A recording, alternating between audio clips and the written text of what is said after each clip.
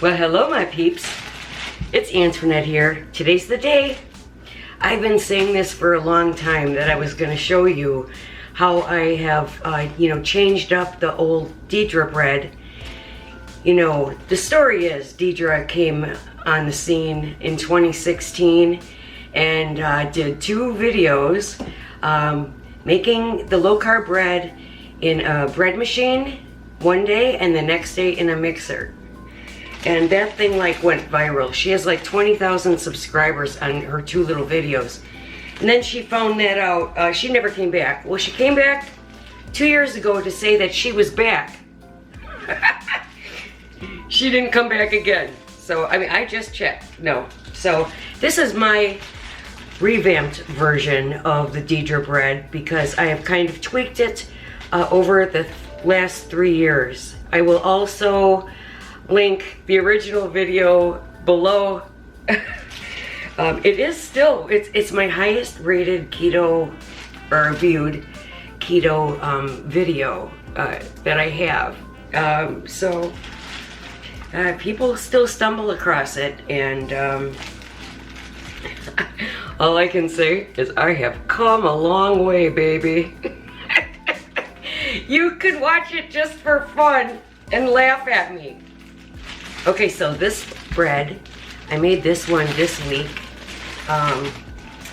and I'm going to show you different variations of how to do this, but yeah, this was this week's bread.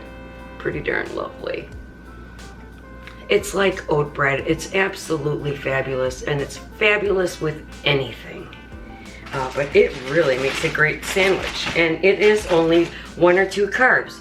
And it depends on exactly what you put in it, because like today I'm going to show you how to reduce the carb count.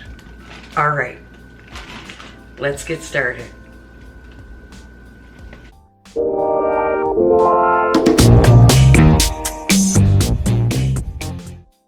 We're back, and I am so excited to be doing this bread with you because I am now calling it my Diedre inspired bread, low carb bread, because now I'm claiming it as my own because I have most certainly changed it up a whole bunch. So here we go. The base ingredients are Diedre's. You can look at the original video that's going to be in the description, and you can see how much it has changed. The first thing that changed is the Fleischmann's bread machine, instant yeast, rapid rise, made specifically for bread machines. But this is a little temperamental. So it specifically says, I have ruined a whole loaf of bread by not following this guideline. That the yeast cannot come into direct contact with any liquids and salt. So you have to make sure all the dry ingredients are mixed very well before it ever touches any liquid. I learned that the hard way. We are using more yeast than the Diedre bread. So I'm using 1.5 tablespoons of, yeah, that looks about good, of the yeast. I need 1¼ cups of the vital wheat gluten. This is what makes the bread bread. Because this is what gives you the crust. So that's why, yeah, it's not gluten-free, but then bread without gluten isn't bread. 1¼ cup of this into the bowl. Next, we're going to add 1/2 cup of the organic oat fiber, the Anthony's.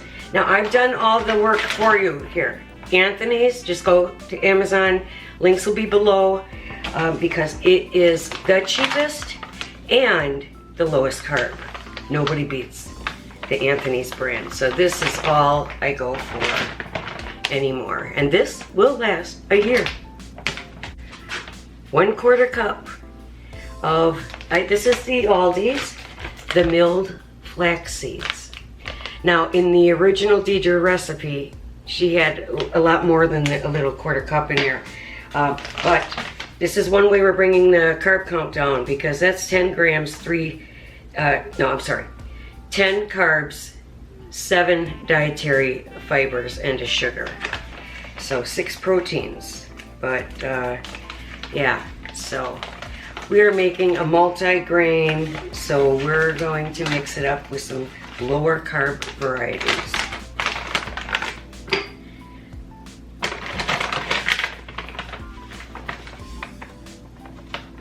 One small 1/4 cup in the bowl. You also just use the things that you have. Like this, for instance, I'm using this today because I looked at the Best Buy date, which was at the beginning of the year. So I'm gonna use this up. So 1/4 cup of my ground raw sesame seed meal. This is Amazon also, and yeah, it's made in Ukraine. Support Ukraine. 1/4 cup in the bowl. If you had psyllium husk on hand, you could also, you know, replace it with either one of those seeds. So, you know, you just use what you have. Continuing to bring the carb count down, I added Lupin.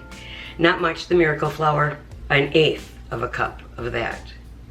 So you can use any variety that you want as long as it totals to these numbers, which is really 2/3 cup total.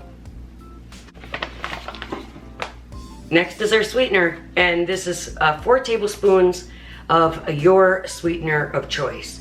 Or you could even go with 5, because it depends how sweet you like your bread. 4 does not make this bread sweet, so I just keep it like it is.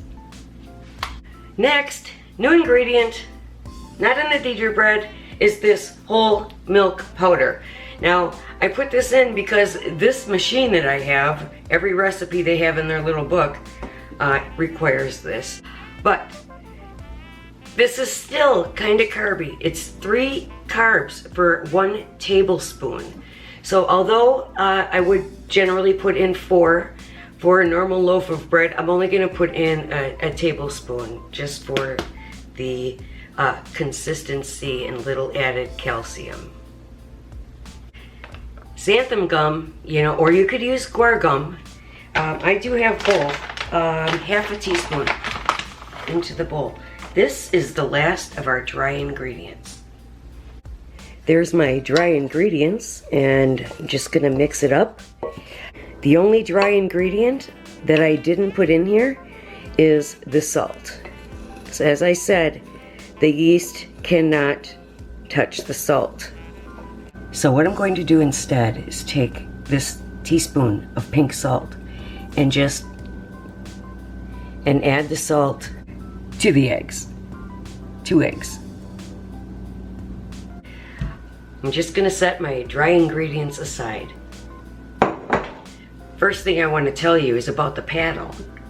Somebody told me to, it was a while ago, you can comment below if it was you, to put like these straws, like these silicone straws around the paddle. Well, that just seemed like too much work for me. But I found out that the best thing to do is just use bacon grease. I mean, it's amazing. Since I started using the bacon grease, you know, instead of other oils and sprays that, you know, really don't work well for this, the bacon grease, it just comes right off the paddle without damaging my bread much. So I'm just going to take a little bacon grease, spread it around the paddle, and just a little bit up the sides. Not much. Okay, I'm all greased up. And now I'm going to add the wet ingredients into the pan. So I have my my salted eggs, 2 eggs, and 1 teaspoon of the pink salt. 2 tablespoons of melted, unsalted butter. Diedre had hers salted, but I really don't know why with this, because we were already adding salt. So I use unsalted butter. I just keep a couple sticks in the freezer because I use it so rarely. You know, just for this basically, or if I'm baking something that's you know, that needs unsalted butter. So I just take it out of the freezer and lop it off as much as I need at that time. All right, now we have the 1 teaspoon of honey that's going to activate the yeast. All right. That is all I have. That's it, Jack. This was in the first video. So this has lasted me 3 years because I only use it for this bread. All right.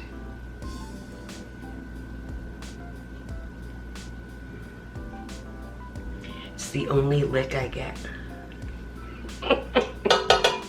Lastly, 1 cup of very warm water. All right, I'm just gonna mix this in slightly, and then we're gonna add in the dry ingredients.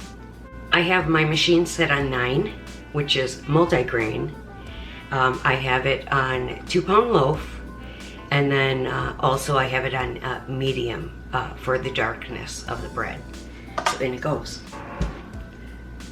And now we just wait 3 hours and 13 minutes. I'll show it to you as it ferments.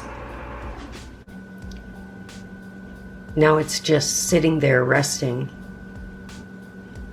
We have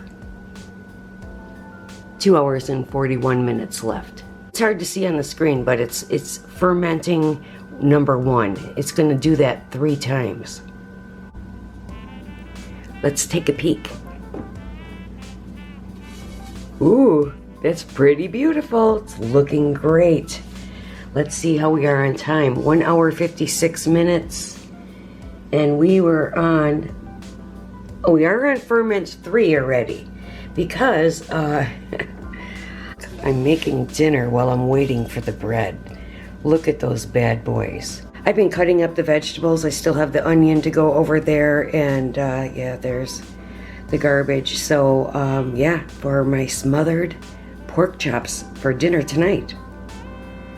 The pork chops are only seared at this point. And so in my pan, I just have the onions, the peppers, garlic, and capers. Love capers. And then over here, look at that bread. This bread is just, it's fabulous.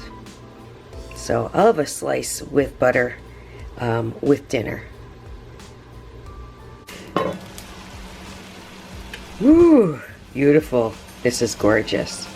I'm gonna grab these pork chops and just put them back into the pan. Cook low and slow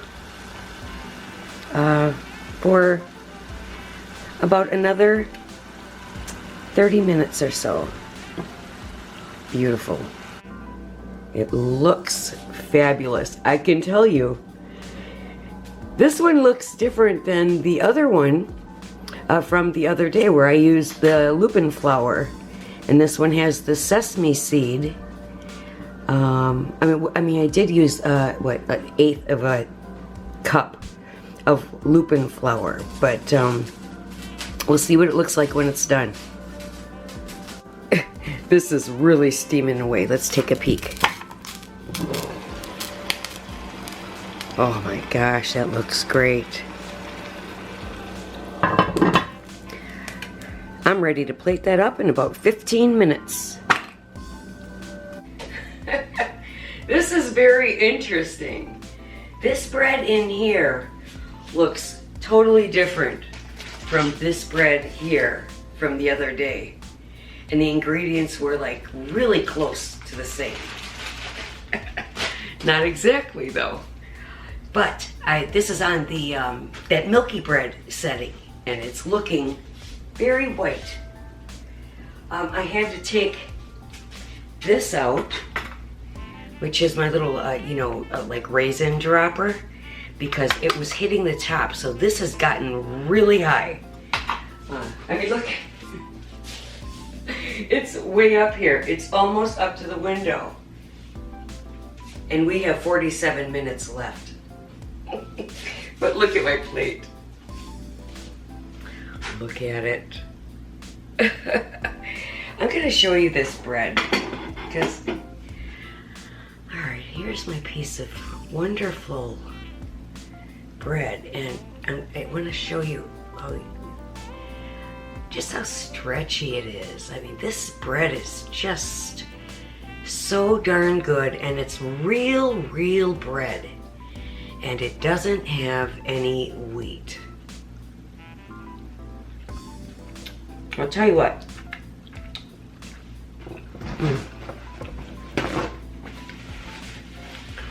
It may have a lot of ingredients, but they last you for over a year.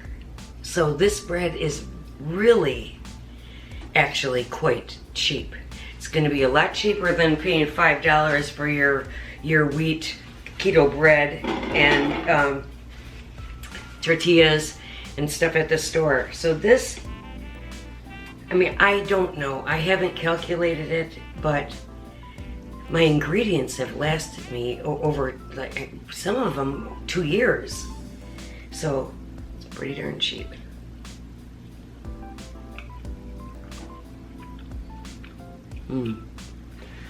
Loaded. Look at my pork chop. It's super duper tender.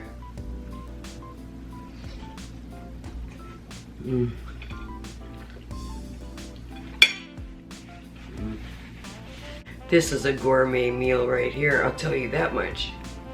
I have always intended to try making buns out of this bread recipe, so I do want to try that. So anyway, that's it for now. When this bread is done, we'll take a look at it after it cools off. It's morning. Yeah, I let this dry out all night. Look how high that bread is. The top kind of sunk in a bit, so this looks way different than the bread that I made a few days ago. So, which, I mean, look at the bread that I made a few days ago.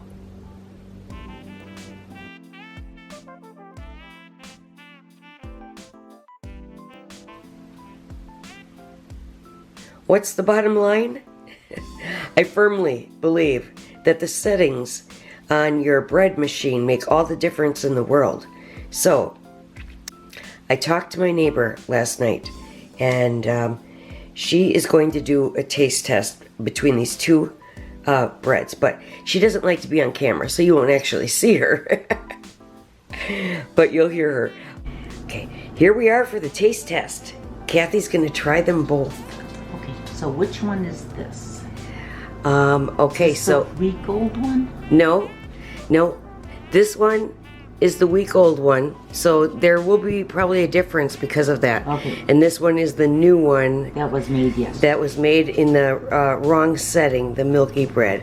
Look at, there's my little Buffy girl. I know, Buffy I know girl. she wants to taste test too. She loves that bread. She eats Really? it, yeah. But not with butter on it though. No. Okay. Well, I give her the crust.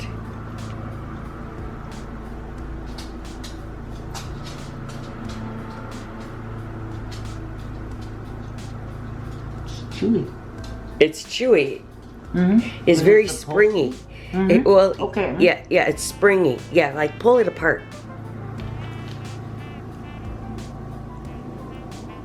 Oh yeah, okay. Yes, it's very springy. Mm-hmm. I'm tasting something and I'm not sure what it is. Right.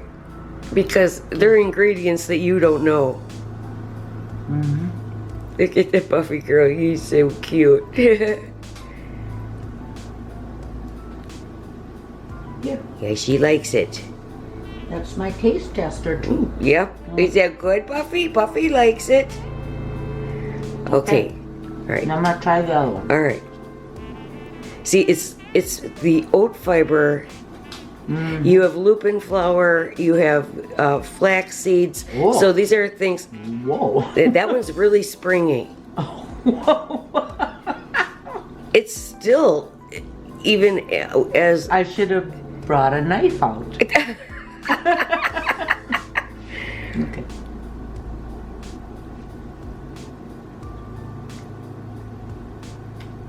Now this is the one with the mascarpone in, right? No, there's no mascarpone in either one of them. I thought, No, this is the one that was on the milky bread setting in the bread machine. This was the one that was made correctly in the multigrain last week.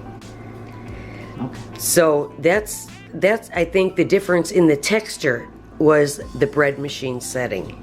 Okay. I like this one better. Okay, that's the one that's the multigrain, right?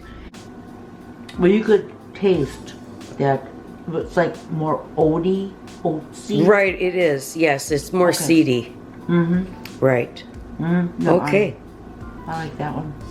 That's personal. Right. Because I'm an Italian. Because I'm having a hard time even choosing. To me, they're both. Well, here. They're both. All right, let me get a little.